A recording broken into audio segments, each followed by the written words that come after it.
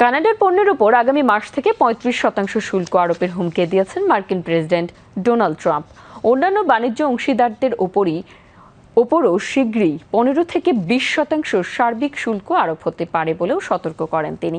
এ বিষয়ে কানাডার প্রধানমন্ত্রী মার্ক কার্নিকে লেখা চিঠির একটি অনুলিপি বৃহস্পতিবার সামাজিক যোগাযোগ মাধ্যমে প্রকাশ করেছেন ট্রাম্প। সেখানে দেখা গেছে আগামী ১ আগস্ট থেকে নতুন শুল্ক হার কার্যকর হবে। যুক্তরাষ্ট্রের বিরুদ্ধে কানাডা পাল্টা ব্যবস্থা নিলে পরিণতি আরও খারাপ হবে বলেও সতর্ক করেন তিনি। মেক্সিকোর পর যুক্তরাষ্ট্রের দ্বিতীয় বৃহত্তম বাণিজ্য অংশীদার হচ্ছে কানাডা। মার্কিন পরিসংখ্যান ব্যুরোর তথ্য অনুযায়ী গত বছর যুক্তরাষ্ট্র থেকে প্রায় $৩৫০ বিলিয়ন মার্কিন ডলার মূল্যমানের পণ্য আমদানি করে কানাডা। এই একই সময় যুক্তরাষ্ট্রে তাদের রপ্তানিকৃত পণ্যের আকার ছিল $৪১২ বিলিয়ন মূল্যের বেশি।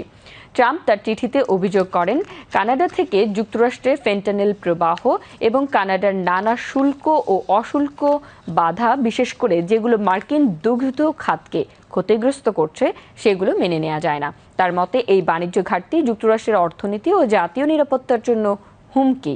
তবে কানাডার কর্মকর্তারা বলেছেন, কানাডা থেকে ফেন্টানিল প্রবাহ খুবই নগণ্য, তবু তারা সীমান্ত নিরাপত্তা আরও জোরদার করেছেন।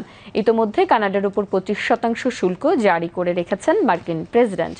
ওয়াশিংটনের সঙ্গে বাণিজ্য বোঝাপড়ায় আসার জন্য শেষ কয়েক সপ্তাহ ধরে প্রচেষ্টা চালিয়ে আসছেন কার্নি। তার এই প্রচেষ্টার মধ্যেই শুল্ক হার বৃদ্ধির ঘোষণা দিয়ে কার্নির উপর বাড়তি চাপ সৃষ্টি করলেন ট্রাম্প।